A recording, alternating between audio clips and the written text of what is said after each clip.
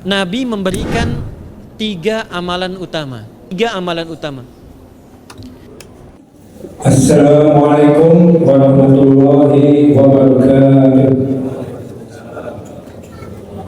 Alhamdulillahirabbil alamin. Allahumma shalli ala sayyidina Muhammadin wa ala alihi wa sahbihi ajma'in. Puji syukur kepada Allah Subhanahu wa taala yang telah memberikan kita nikmat iman dan Islam sehingga kita bisa mudah melangkahkan kaki ke Masjid Baitul Muqaddas ini dalam rangka sholat Isya berjamaah dan sholat tarawih. Alhamdulillahirobbilalamin. Terima kasih atas kesempatan yang diberikan.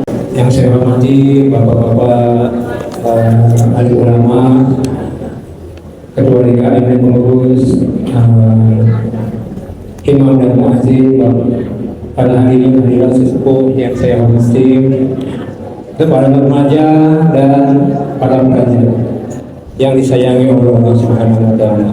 Tiga amalan yang perlu ditingkatkan selama bulan Ramadan sebagai solusi untuk menentukan hati. Berikutnya kepanjangan ya, mungkin dipersingkat dari tiga amalan yang perlu kita tingkatkan. Pada riwayat sahabat Nabi ada seorang laki-laki yang mengadu kepada Nabi bahwa saya ini orangnya keras hati. Padahal kita tahu bahwa sahabat Nabi itu pasti rajin ke masjid, jadi ibadahnya. Tapi dia sadar diri bahwa dia keras hati. Keras hati itu maksudnya kalau zaman sekarang mungkin baper, gampang marah, atau sedikit angkuh atau sombong. Sombong itu kalau dalam Indonesia kan sering dibilang kalau orang berpakaian mewah, terus ada yang bilang sombong gitu ya. Bukan, jadi berpakaian bagus atau memiliki kendaraan atau pakaian bagus itu bukan dari sombong. Karena menurut dalilnya bahwa sombong itu adalah al-kibru batalul haq. Kesombongan itu menolak yang hak dan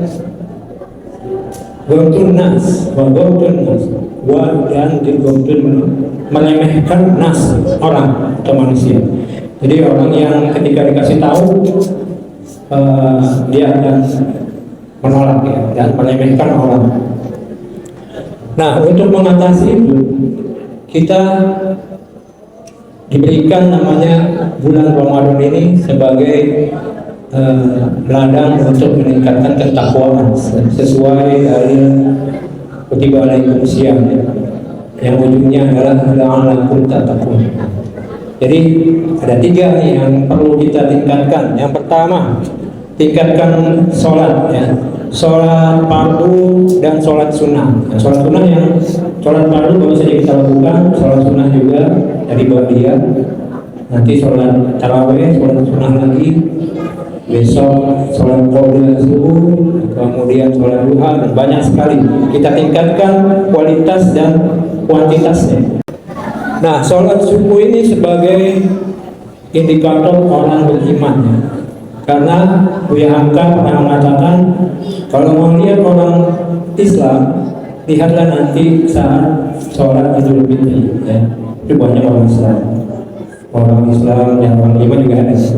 Yaitu ya ada koruptor juga ikut sholat Idul Fitri ya.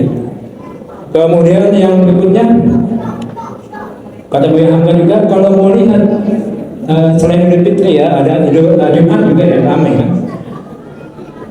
Kalau melihat orang beriman dan bertakwa, lihatlah saat sholat subuh ya. Karena dalam hadis Nabi yang artinya bahwa apabila kalian mengetahui manfaat sholat subuh, keutamaan kedahsyatannya, kalian akan mendatanginya walaupun terpaksa harus melangkah. Begitu beratnya sholat subuh dan sholat isya. Alhamdulillah kita bisa sholat isya. Bulan Ramadan relatif lebih mudah ya. Nanti kalau sudah di luar bulan Ramadan mungkin lebih sulit lagi ya, karena udah bekerja dan sebagainya. Yang kedua, tingkatkan membaca Al-Quran. Bulan Ramadan juga terkenal sebagai bulan Al-Quran. Jadi kita tingkatkan bacaan Al-Quran dari segi kuantitas, jumlah, dan kualitas. Jumlahnya sekarang banyak tadarusan yang mengejar target satu malam satu juz, atau yang target pribadi. Ada juga yang lewat HP ya, karena mengejar target.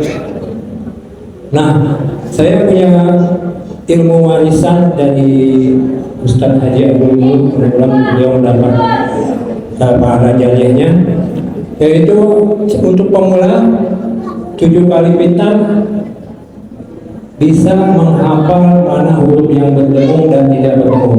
Caranya ialah dengan mengingat yang tidak bertemu. Misalnya nun mati atau tanwin bertemu, alif, hamzah, ha semua, ain, ghain, ra tidak bertemu. Jadi yang lain pasti bertemu. Misalnya min qablikum itu bertemu karena nun mati bertemu qaf ya. Tapi ketika bertemu huruf ha, min, hu ya, gitu ya, tidak bertemu. Ini untuk meningkatkan kita menikmati baca Quran. Jadi kalau didengungkan itu enak, kita bisa menikmati panjang pendeknya nafasnya ya. Kalau tidak mengetahui ya udah, tidak ada lagu, tidak ada irama.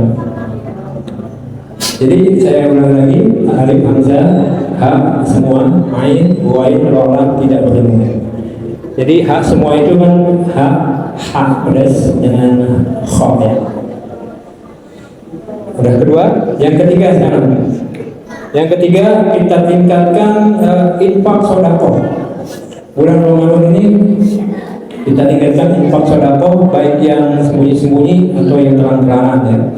Allah lebih suka lagi yang terang-terangan dan yang rutin walaupun sedikit ya. Jadi kalau bisa, apalagi banyak ya, Allah mencintai amalan yang rutin walaupun sedikit, walaupun 1000 sehari, apalagi 1.000 sehari misalnya.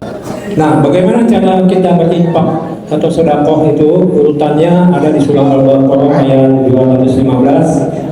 Urutan yang pertama adalah ibu bapak atau ibu kandung, ibu bapak, bapak kandung atau orang tua. Yang kedua adalah khotib itu kerabat ya. Khotibun orang-orang dekat kita ya, entah ibu saudara ya, orang dalam rumah, tetangga. Kalau khotib kerabat menurut nasab itu saudara ya. Kalau lokasi tetangga gitu ya.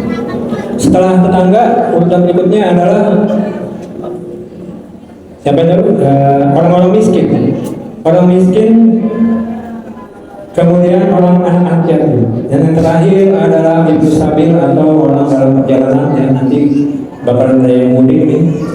Kalau mau diimpakin boleh juga gitu ya. Apalagi yang sedang kehabisan bekal. Dengan infak ini memberi makan orang miskin atau orang yang lapar itu bisa melembutkan hati. Contohnya misalnya ada yang kisah yang sahabat tadi, kenapa Nabi tidak menyuruh beliau untuk ayo udah zikir aja yang banyak? Tidak, tapi Nabi menyuruh beri makan orang miskin dan usaplah kepala anak yatim. Kepala anak yatim ini maksud usapnya adalah di kesenangan, kegembiraan ya. Jadi bukan hanya diusap kepalanya ya. Apalagi anak yatim itu batasannya balik ya. Bukan jadi kalau udah remaja jangan diusap lagi ya, apalagi yang lawan jenis. Jadi seperti pernah ada ya artis bilang penghasilannya yang terkenal sedang viral, dia bilang penghasilannya untuk ibu, untuk yatim piatu, yaitu orang tuanya. Itu tidak benar ya. Karena orang tua itu udah bukan anak-anak lagi ya. Jadi anak yatim itu batasannya adalah balik. Kalau SD kira-kira perempuan kira-kira kelas 6 SD kalau sekarang ya. Kalau laki-laki mungkin SMP. Nah demikian kesimpulannya adalah amalan yang bisa meningkatkan melembutkan hati kita di bulan Ramadan ini. Yang pertama tadi adalah tingkatkan sholat, baik sholat fardu dan sholat sunnah.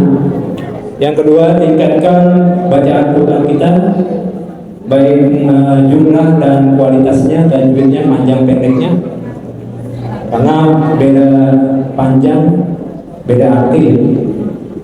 Yang ketiga adalah kita infak dan sodako. Infak itu dalam bentuk barang atau uang materi. Kalau sodako secara umum bisa bentuk tenaga atau pikiran. Demikian, mudah-mudahan bermanfaat. Wabillahi taufiq wal hidayah. Assalamualaikum warahmatullahi wabarakatuh. Waalaikumsalam warahmatullahi wabarakatuh.